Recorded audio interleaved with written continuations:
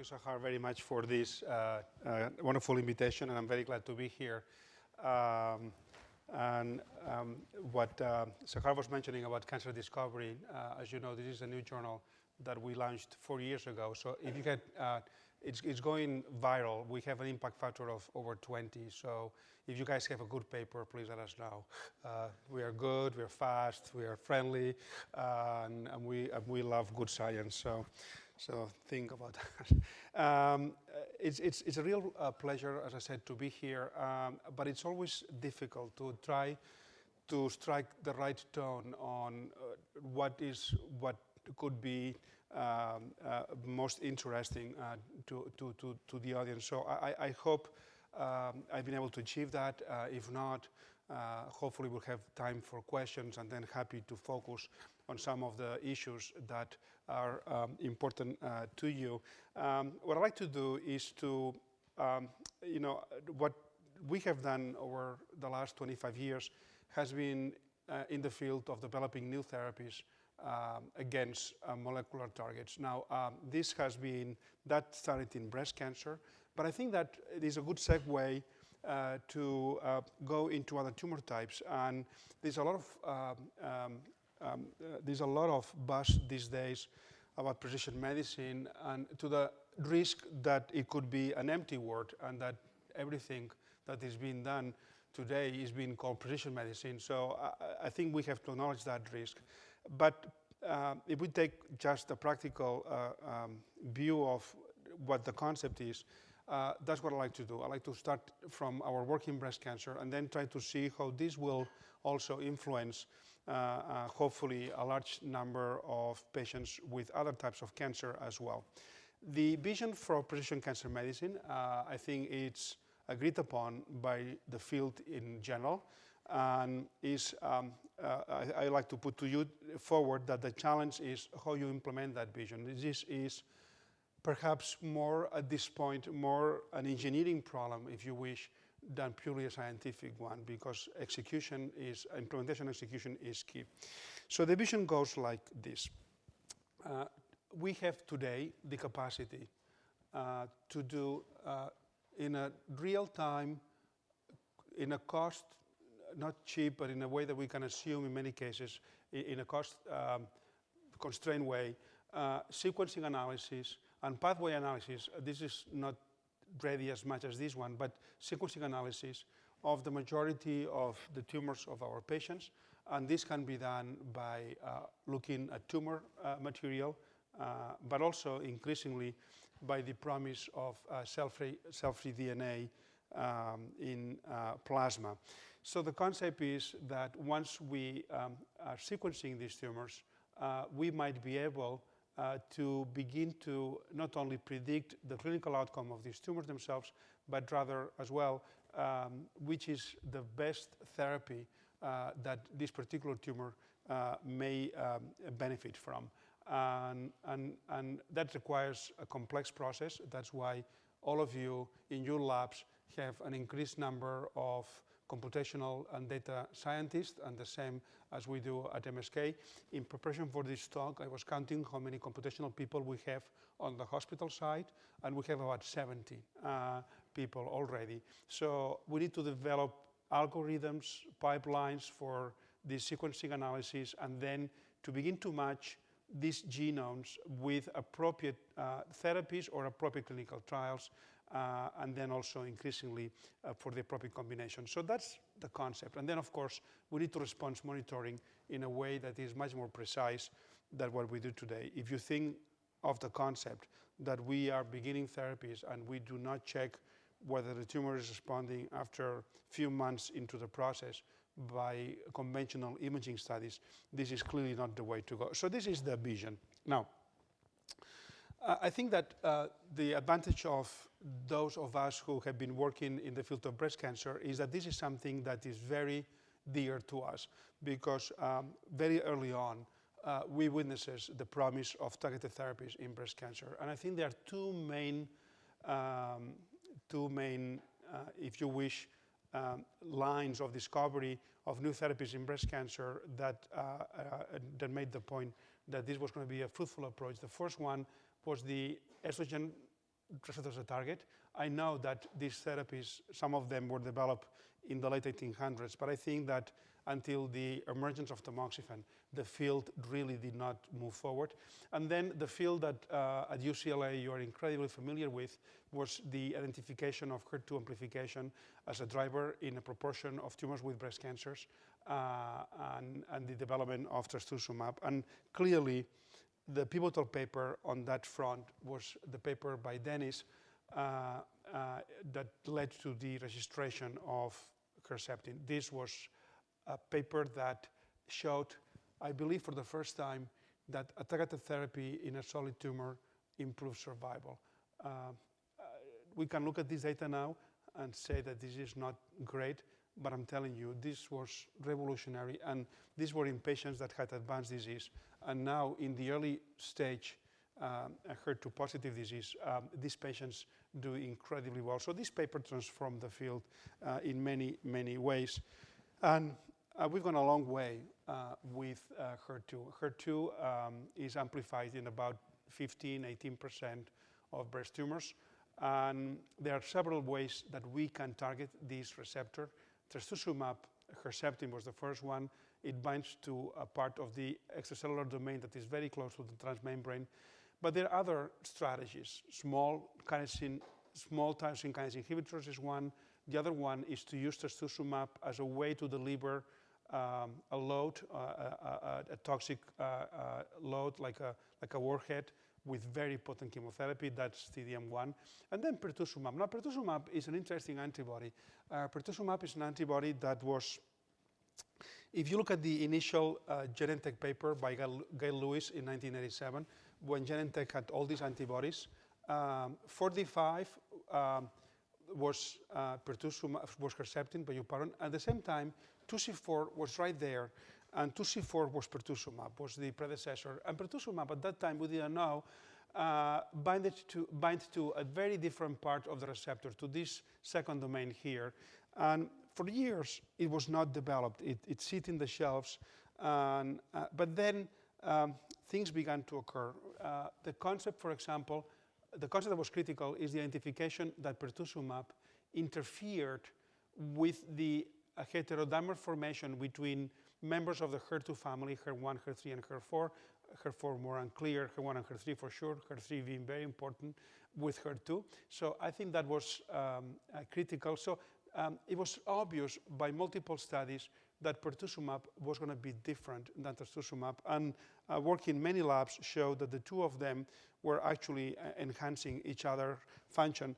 So with a lot of resistance by the company that was developing these agents, we were able to push forward. And this was the second proof of concept that an antibody is working well in HER2 positive disease. And this actually introduced a concept of dual HER2 blockade, because what we're using here is two antibodies, trastuzumab and pertuzumab. And this is a pivotal study in the first line that showed an improved in progression-free survival. But not only that, but also the same as with Herceptin in the initial studies, it showed a profound improvement in overall survival. So now what we have is that in patients that are HER2 amplified, unselected, those that received dual HER2 therapy have a survival of almost 60 months. That's going a long way. I mean, it's not perfect, but this is to go a long way from what it was. And if we identify within this group of patients those that have markers of increased sensitivity, for example, we know that Ph.D. kinase mutations in this particular study interfere with clinical benefit, we can go up to 70 months or higher. So I think this is a great advance. So this is HER2, and we have ER. But over the last decade, we had a tremendous effort, work by the TGGA and multiple other consortia around the world, that they have described the mutational landscape of breast cancer in thousands of samples. And what it is very clear is that about 50% of breast tumors have genomic alterations that we could potentially target with therapies. This is quite profound. 50% of breast tumors have genomic alterations for which we can develop or we already have therapies. So the issue is, how do we go about this? How do we advance the field? Now let me show you how these genomic alterations occur, and they make a lot of sense. The majority of them are in critical nodes, or they are critical players in pathways that are responsible for the malignant behavior of these cells. So look at this case, ER-positive tumors. These are the tumors that are estrogen receptor. We have mutations of the receptor itself, ESR1, mutations of PI3 kinase, of AKT, of ERB2 itself, FGFR amplification. We can target every single one of these genomic alterations. And even in triple-negative breast cancer, those tumors that do not express HER2 and do not express ER, we are now understanding that this is a disease characterized by genomic instability, and that we can target that as well. So I think that that's also an area of tremendous interest. And many people say, listen, it's going to be difficult to match what we see in breast cancer with other tumor types. And I think the answer is no. We'll need to explore it. This is the paper from Mike Stratton's group. That was a beautiful paper in Nature in which they looked at the mutational load of the different tumor types. So what you have here is the mutational load measured by somatic mutation prevalence. And what you have here are the different types of different tumor types. And here, the higher you go, the more mutational load you see. So there are a few things that are interesting. Those tumors that are the result of continuous external aggressions, such as lung cancer, such as melanoma, such as bladder, non-small cell lung cancer, etc., those are the ones that have the highest mutational load. We know that. And these are the tumors that there is so much excitement with the checkpoint blockade, the PD-1, the PD-L1s, the EP, etc. Those are the ones that have clearly benefit from this. And beautiful work here from UCLA and from many other sites is really focusing on the promise of that. Then you have other tumor types, for example, colorectal. I hope you can see that, colorectal here, in which there is a proportion of tumors that have lots of mutations. These are the ones that Luis Diaz, in his paper, described that have the mismatch, the mismatch repair, and these are also the ones that the microsatellite instability, and these are the ones that respond also to immune therapies. Then you have on this part this group of tumors that have very little mutations.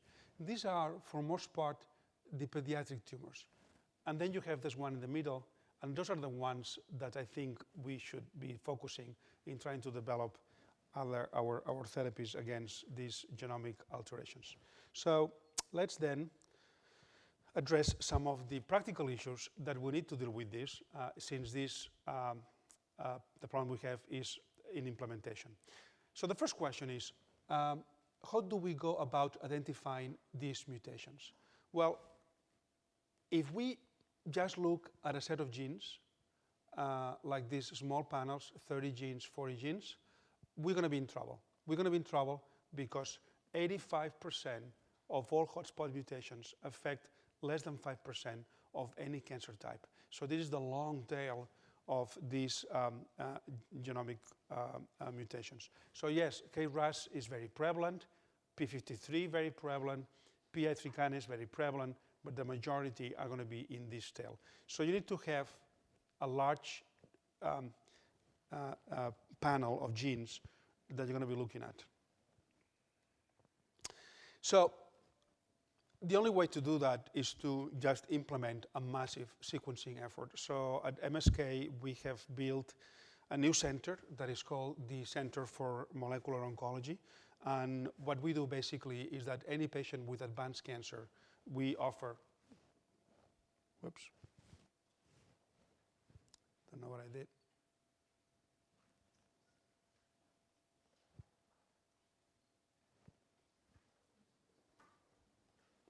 I didn't touch anything.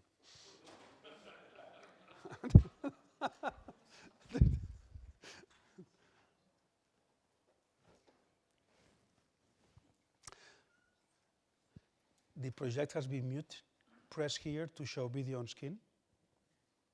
Oh, sorry, I got the message. This is far better than what it looked like, right? So we have this center that basically we sequence all these patients with advanced disease. The way we do it is that we have a consent that is an across institution consent, and this is offered to all our patients. We are paying this out of philanthropy, and we get very little reimbursement. And actually, one of the messages that we try to convey to the effort that the Vice President is launching is that although he's going to be in power for a short period of time, they do have the power to legislate. And I think it would be absolutely critical that Medicare provide reimbursement for that, because not everybody is like UCLA or like the Dana-Farber or like Memorial, where we can try to identify funds to pay for important scientific questions. So this is what we sequenced last year. This year we're going to sequence 10,000 cases. I think we would like to sequence a year, if we could, about 20,000 cases. So you have that. And our panel has about 420 genes. And we also compare normal DNA with tumor DNA. And we also have now a separate consent in which we can analyze the presence of germline mutations. And this is turning out to be very important for some tumor types, such as prostate cancer and others. Now, you sequence all these tumors, and this is great. What do you do about that? Because if you have this body of clinicians, and they are superb clinicians, and you give them a report on the genetic mutations without an appropriate annotation, it is very difficult for anybody to understand what does it mean. So we need to have a team of curators, if you wish, that they provide information on these different genomic alterations. So at our place, we have about 40 people that are in charge of these annotations. Many of them are low-paid fellows and postdocs. It's a form of modern scientific slavery. But we have people that have genes, and I'll show you that in a minute how they do it. And then at the same time, it's very important that we provide a good coordination with clinical practice, and that we provide matching with our portfolio of clinical trials. So this is what it looks like. We have this portal that we call it the CBio portal. This is in our computers, so I can access this in the clinic, and I do it all the time for every single one of the patients that we have sequenced. So this is a platform that has been built by Nikki Schultz, and this is what the annotation looks like. In this case, is a BRAF V600E mutation, and then we mentioned there is level 1 evidence that these mutations is associated with response to FDA, as well as PPIM, BAM-BAM. So that's one thing. Here, also, what we have is that in tumors that have multiple biopsies like this one, what we have is we have a time map in which we annotate the biopsies that they've had. And here what we have is the therapies over time that each patient has received. So then you can begin to see if there are mutations that are popping up as a result of therapy, which I think is something that is very, very interesting. To date, we have annotating 2,300 variants, and this is a continuous process that continues to go on. Now, so we have the CBio portal. We have this part. We have the genomic data visualization. But in order to bring this to clinical practice, we need to integrate this with our clinical information systems. So these results go into the electronic medical record. We need to integrate this with the surgical pathology results. We need to integrate this with the sequencing system, and I'll show this to you in a minute. And then we need to be able to have customized patient queries so that if an investigator wants to make sure that there are patients that might benefit from a particular therapy, that these patients are identified. And I learned this from the early days of Herceptin. We were not enrolling many patients in Herceptin. It was very, very hard. So I learned myself to go every day to clinic to check for every single patient that was Herceptin, that was HER2 positive. And then I would check when the scan was being done, and I would go after the physicians like crazy to the point that people would escape when they saw me in the corridor. But you know, the good news today is that you don't need to do it yourself. The good news today is that you have a computer system. So this is a real example. And these are 2 emails that have gone to the nurse practitioner that is part of my clinic working with me. So the moment that the system identifies that a patient has a mutation in the tumor and that the patient might be eligible for a clinical trial, in this case is the Genome clinical trial, an automatic email goes out saying, Jennifer, that's the name of the MP working in our clinic, this patient recently had an ERB2 mutation detected that potentially qualifies for participation in our study. We remind them the eligibility criteria, and then we will be happy to discuss the study, and we will see this patient. We'll take care of everything. So if it's Friday at 3 p.m. and you're trying to get to the Hamptons, you know, we are not going to penalize you. You're good. We're going to help you. We're going to make sure. So we do that, and that's a real email. And then the day that the patient has a CAT scan or has an imaging study that we know will define the choice of therapy, we send in, all right, we sent in another email in which we tell, as again, the physician or the NP, we tell them, I'm not getting any message here now, so I don't know what to do.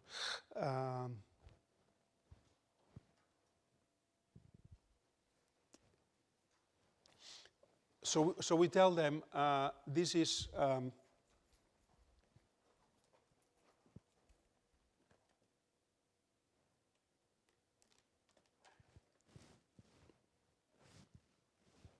okay.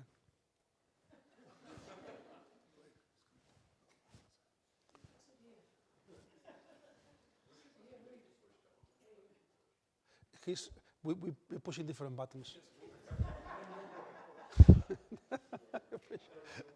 Yeah, this is a different button than the one I pushed last time. So then we tell, you know, the email says, this patient has a CAT scan scheduled today. So this, oh, that could be the cuff. Yeah, thank you. So it could be the cuff. So then we have a way to monitor them. So how is that working? So that's working well. I'll see you in a minute. So now we can begin to design these clinical trials in which, instead of just going by classical physical location, we are going by gene alteration. And therefore, we can have multiple tumor types for as long as they have the gene alteration that we are interested in. And this is just a portfolio of these trials that we have at Memorial Sloan Kettering. We have several of them, and many more than those. But these are the ones that, to date, we are seeing clear-cut clinical activity. And you know, it's not small. I mean, this begins to add up to a lot of patients. So again, this list is changing, but is real, and it is exciting. And look at the number. This is showing the enrollment that we have. And the moment that we implement widespread testing, these are the different clinical trials. The enrollment is absolutely going up. So this somehow seems to be working. I'm going to give you some examples. The case of BRAF being very important. I know that you guys, Roger and others, have been working on BRAF inhibitors in melanoma. That's the low-hanging fruit because BRAF mutations are very prevalent in melanoma. But we have a whole set of tumor types that are very infrequent in terms of BRAF mutations. You cannot possibly do a clinical trial, for ovarian BRAF mutant clinical trial. That would be the end of your careers. Don't do it, because it would take you 15 years. But what you can do is that you can put it together. So we did this basket trial, and what we observed is that there were two diseases that had not been studied yet, in which we saw remarkable responses. One is this set of histiocytic disorders. This is like a lymphoma type of kind of diseases. This includes the Langerhans histiocytosis and the Erdem-Chester disease. This is a disease that involves the brain, the bone, the skin, very little active therapy. Interferon has been given, but it's nothing great. So we have enrolled, today we have 28 patients, so far more than what we had here. Every single patient is responding somehow. We have not had yet a single patient progressing on this. So this is important. This is a disease that 60% has these mutations, and we're going to go to the FDA to get approval for this disease subtype. The number of new cases a year in the US for these disorders is a total of 200 cases. There is no way you could develop something for these patients if you were to go with a classical clinical study design. And then in lung cancer, the same, very active, and we're also going to pursue FDA approval in this indication. And then there are multiple tumor types that you see responses and that you gather information that could be useful. So I think this is good. Also, these basket trials enable us to be very flexible and to change the protocols depending on the information that we obtain, depending on the new scientific information. So we had a cohort in that study that were BRAF mutant colorectal cancer. A BRAF mutation in colorectal cancer is worse than a KRAS mutation in terms of outcome and prognosis. And in our cohort, what we had observed is that these patients did not respond well at all. As we were about to close this arm, there were two papers, one by René Bernards in Nature, another by Jeff Engelman in Cancer Discovery, and they both showed very nicely and very eloquently that in the case of colon cancer, the EGF receptor rescues the inhibition of BRAF. So the way to go is to combine a BRAF inhibitor with cetuximab, as you can see here. So we immediately changed the protocol, and then we added cetuximab, and we began to see responses. So is this a home run? No, it's not a home run, but it's proof of principle that what these guys observed was true, and it shows us a path forward. And then finally, these basket trials, and we have a program in which we basically offer biopsies heavily subsidized by the institution in patients that progress to therapy. And the idea is those tumors that respond and then stop responding to therapy, those tumors might hold very important information. So this is a fellow working in the lab of Neil Rosen. And what Rona is doing is that she's looking at these tumors that progress. These are colon cancer patients. So in one case, she found initially a BRAF intergenic deletion. This they still form dimers, and now we have therapies that inhibit that thing. So we have a clinical trial working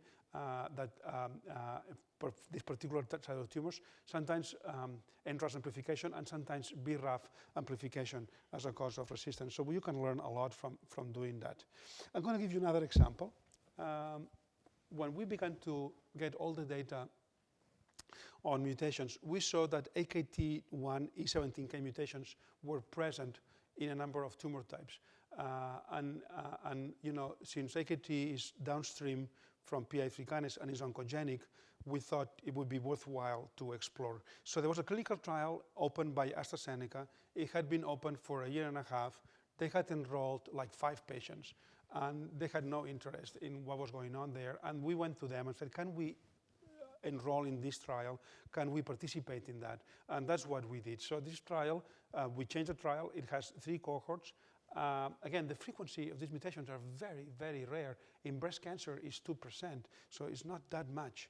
But let me show you what we are seeing. This is a waterfall plot looking at the activity. I mean, this has remarkable anti-tumor activity. The phase 2 of Herceptin, the single agent phase 2 of Herceptin, and Rich Peters will remember that well, had a response rate of 12%. So, when you have a phase 1 that has this level of response, there is something there. So I think we're very excited, and we are going ahead with this. So fine. So we have all these mutations. We are working very hard to go with the low-hanging fruit. But what is next? I think what's next, and we need to think, is that we need to, of course, expand diversity. There's a lot of very interesting epigenetic targets and novel DNA damaging repair agents. But we are focusing now on these genes, these fusion genes that we think are incredibly oncogenic. And then also the concept that we will need to develop therapies that are allele specific, especially in those genes that have different allele mutations. So we are working on that.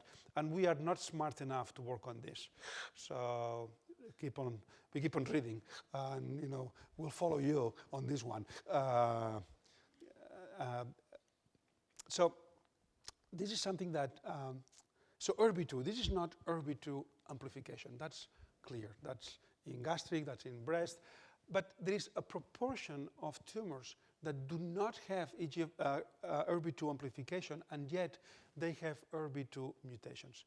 So neratinib is one of these inhibitors of ERBB2, is more potent than lapatinib. And we opened this study, and what we found was interesting. First, the mutations in the gene occur all over the place, and it's dependent on the tissue of origin as well. So the lineage of the tumor matters for sure.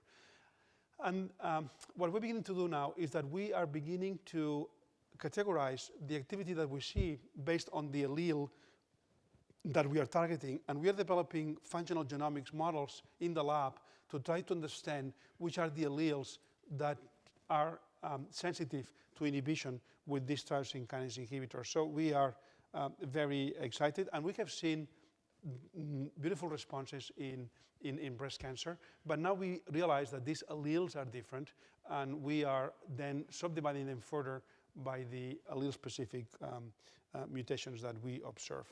And we see that not all the alleles are the same. So for example, you have a number of them that clearly, this is looking at RECIST, that clearly are more sensitive than others. So our idea would be to further define, and instead of having, say, a therapy for across ERBB2 mutations, we would say which are the alleles that are working. And I think that in some cases, like P53, going forward, you could even develop specific therapies for each and every one of the different allele mutations.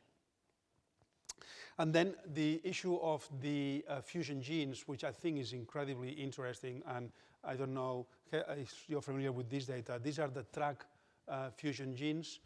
They are present very frequently in very rare tumors, but in the majority of tumors, they are present in very small frequencies. So that's a problem. But there are some clinical trials that show huge activity. As a matter of fact, we have this LOXO-1 clinical trial, phase 1 clinical trial, in which every single tumor with a TRAC fusion gene is responding. Look at this case with sarcoma, and how. So this is what we have, and they all respond. So one thing that we are doing is we are now implementing RNA-seq as part of our gene paneling to identify all this. And this is another example of, this is another compound that is hitting TRAC, ROS, and ALK. And you have some very nice responses in tumors that have also these NTRAC fusion genes, as you can see here. Okay, so this is all good. The other thing that we think is very important is to understand resistance to these therapies. There's one that occurs up front and the one that occurs over time in these patients that responds. So up front, what happens is probably that there is an adaptive process. We're working very intensively with the PI3 kinase gene. This pathway is critical, is downstream from ERBB2 and other receptor tyrosine kinases, and it activates the whole signaling cascade downstream of AKT and mTOR. And PI3 kinase mutations are incredibly frequent in breast cancer. So if you look at the HER2 positive, ER positive, HER2 positives, 37%. If you look at the ER positive, HER2 negatives, it's also very, very high. So this is probably, together with P53, the most frequent mutation that we have. And we have proof of principle that these inhibitors are active in patients. So this is one of these inhibitors, an alpha-specific inhibitor. And in our phase 1 study, we saw beautiful responses. But the responses are, for most part, short-lived. So what is going on here? We think that what's happening is that although the pathway is important, although clearly these tumors have these mutations, there's a network of signaling that basically when you block the gene itself, there are other ways by which other pathways get turned on. And you have some critical players here, such as ER and mTOR and others. So together with Levi Garraway and Tony Letai and Raul Ramadan and Neil Rosen and others, we are part of this Stand to Cancer team, and we're working to try to find out these nodes that might regulate the compensatory pathways. And we're beginning to find some things that are very interesting. For example, the moment you block PI3 kinase, in some cases we see a PDK1 mediated activation of mTOR. And this is something that is very prominent. We have a paper coming up in Cancer Cell that describes this very nicely. Levi has data on PIM1, etc. So I think that if we could then identify which are the critical nodes, we could perhaps define which are the combination therapies that need to be applied. So we would like, for example, to combine PDK1 inhibitors with PI3 kinase, and this is something that we are planning of doing. But perhaps to me, the most striking thing, and there was evidence that this was the case, but sometimes you have to see yourself, is what happens with ER. So you have these tumors that are PI3 kinase mutant, and they have low ER transcription. The moment you block them, ER transcription goes up in a very significant manner. And we have seen this in multiple cell lines. We have seen this in tumors from patients in clinical trials. So you have increase in an ER signature that is very obvious, and it occurs in all these tumors. And the way that in the lab you can prevent this from happening is by treating with ER degraders. And again, fulvestrant is not a very good one, but it does block quite nicely this increased ER transcription that you see with these inhibitors. So that is absolutely fascinating. So we're working with Scott Armstrong and with Christina Leslie at Memorial, trying to find out what it is. And we see this with ERB2, and that's very important. We see this with AKT. ER goes up like crazy. And we are now beginning to do a number of studies. And what we see by chip sequencing and other means is that the moment you block with this, there is an enhanced localization of these pioneer transcription factors, FOXA1 and PBX1, in the chromatin. And not only that, but well, and you see this in all these regions of ER responsive genes. So here you can see how with BYL you increase the binding. It's quite dramatic, and it happens in all cases. And if you sequence FOXA, you do reduce the ER activation. You have here some shRNA work in which you show that you do decrease this activation of ER at multiple levels. So it is real. And then looking at chromatin accessibility changes, chromatin opens up, and again the sites that open up, they are enriched in this ER FOXA1, PBX1 binding sites. So I think it is very obvious that there is this epigenetic program. We are working in trying to understand the mechanisms. We believe that is MLL2 mediated, but these are still early days in our work. But the concept is that you could prevent that by using an ER degrader. So this is what we have seen in xenografts. So our working model here is that the ER is incredibly important. You need to shut down ER if you work with a PI3 kinase inhibitor, and we call it our working model because this model, unlike others, seems to be working. It's a new definition. And this is the phase 1 study that we have done with one of these compounds, and you see it's amazing the response that we see in the phase 1. So in this case, we have gone from the phase 1 straight into the phase 3. So this is the study with this compound. It's a PI3 kinase alpha inhibitor. And we have basically in patients with advanced disease that have PI3 kinase mutations, we randomize them to the PI3 kinase plus fulvestrant versus fulvestrant. Are we going to get the 25 months that you guys have seen with Palbo? I don't think so. But we are hoping to see an increase in PFS, and this is the power, this is the target hazard ratio of the study, 0.6, and that would be something that would be meaningful to the field. So I'll just go through this quickly. Now, the other concept here, and just briefly, is that those tumors that respond, and respond well, and they almost go away, they always come back. And I think that the issue of tumor evolution is very important, and many people think that if Darwin was alive today, he would apply to be a postdoc in a cancer research lab as opposed to taking trips on boats. And I think the issue here is that since these tumors are display so much genetic aberrations, they are very easy to adapt to new environments. Now, cancer evolution under selective pressure is not stochastic. I think that there are clearly recurrent commonalities that suggest that there are some rules and some constraints in how a tumor can evolve. So perhaps if we could study evolution, we could write a rule book of cancer evolution that would enable us to predict what the tumor will do next. So, you know, it's not going to be, it should not be a surprise that a tumor does that upon therapy. If you study enough cases, you should be able to predict what's happening next. I always make the analogy, you know, I like soccer. I follow all the games of my team. And after watching, which is FC Barcelona, the same as Tony Rivas, and if you, thank God, if you watch a given player over and over again, you kind of predict what that guy will do next, pretty much.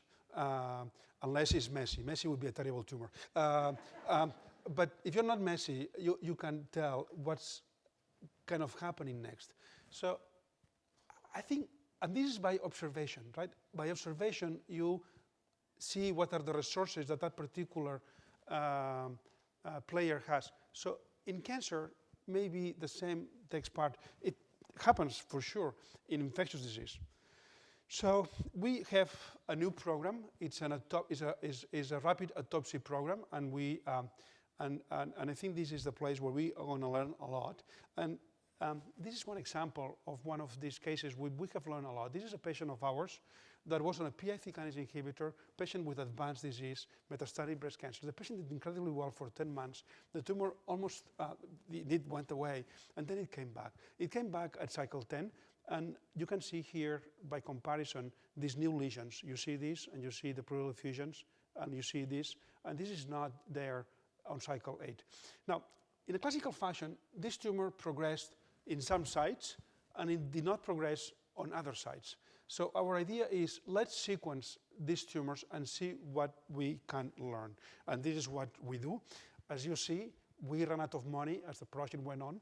So we started with whole genome sequencing, then we settled for whole exome, and then at the end, and barely, we were able to do targeted exome sequencing, and thank God.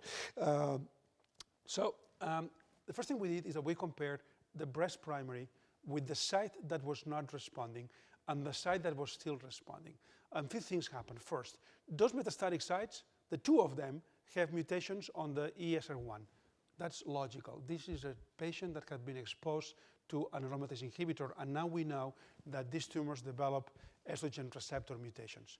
But on the side that was not responding, there was one copy of PTEN that was lost, and there was another copy that had a PTEN mutation that rendered the gene basically non-working.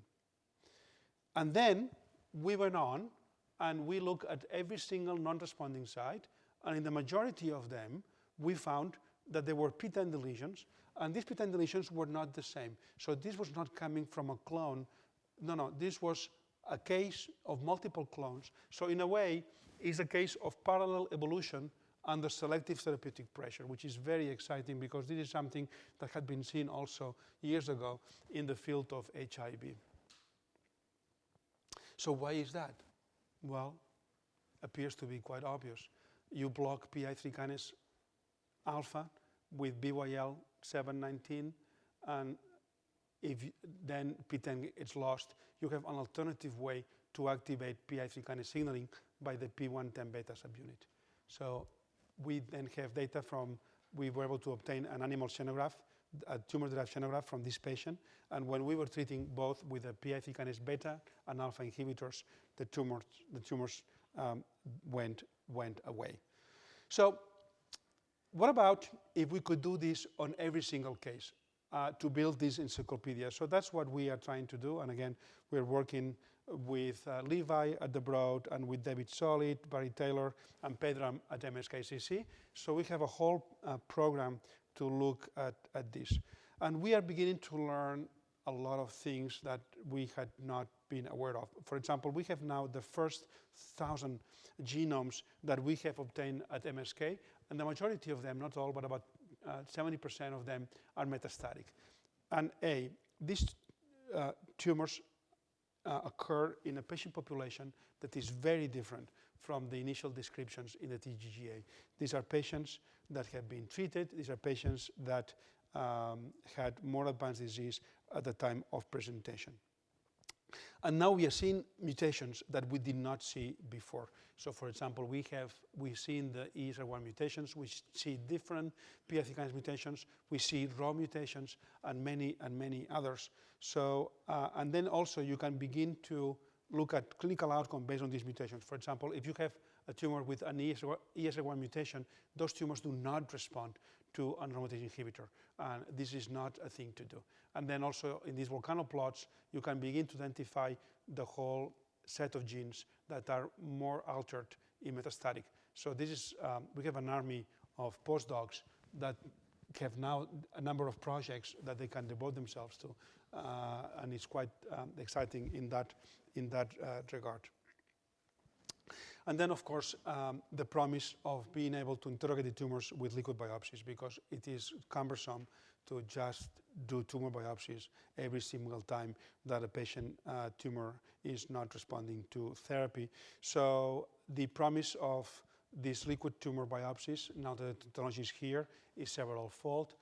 One is the ease to analyze, so you can do it frequently. Second, it could well be that since tumors are heterogeneous, if you do a biopsy, and we have seen this very nicely with ESR1 mutations, if you do biopsy of a specific tumor site, since the tumors are heterogeneous, you might be losing some important information, but everything goes into the blood, right? The blood becomes like the big collective system of the body. So this is a real case. This is a patient on the AKT basket trial in which in the first metastasis, we missed this mutation here. We missed this mutation. In the second, we missed these two mutations. And then in the liquid biopsy, all of them were there. So now we are beginning to have a catalog on how this is working. The other really cool thing that these cell-free DNA assays is going to let us do is that we can monitor tumor resistance to therapy, and we can intervene in a very dynamic phase. This is a patient of ours that was on this AKT1 mutation study. Patient began therapy, very nice response. This is looking at the level of cell-free DNA with these two mutations. And we began to see that these clones were coming up. The patient progressed. We saw that this ESR1 clone was there. We introduced fulvestrant together with the study that the patient was on, And again, this disappeared. And this patient now has been on this combination for 300 days, which is far more than any time that this patient was on any therapy. So imagine that you could play the game, that you are ahead of the game in looking which are the clones that are evolving, and you could intervene on that in a very dynamic fashion. So I think that holds tremendous program. So we have built a biopsy, a liquid biopsy task force, and we are looking at multiple tumor types. And a part that is very important, what if we could use this to detect tumors at a far earlier stage? So I think that would be a true game changer if we could shift to the left the current staging of multiple tumor types. Mammography has a lot of limitations, and so do many other of the screenings. So we are working with very early breast, lung, colon, and prostate cancer, and beginning to see if we could detect them at the time where they are very, very early in their disease. We are not there yet. We are just trying to compare our genomic data with what we get from our hotspot, from our liquid biopsies. The correlation is quite good, but it's challenging, so we are not there yet, but we're working very hard in that. So I think that going forward, I think we could target evolution in several ways. We are excited by this concept of early interception. The possibility of immune therapy is obvious. Also the real-time monitoring, the rule book of cancer evolution would be important. And then also, clearly, local therapies will continue to have power. This is all what I have. This is a huge effort that we have at our institution. These are some of the critical people.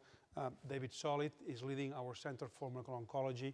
David Hyman is our phase 1 person. And these are all the people in the molecular pathology group and clinical informatics. And then finally, this is my lab. Thank you very much.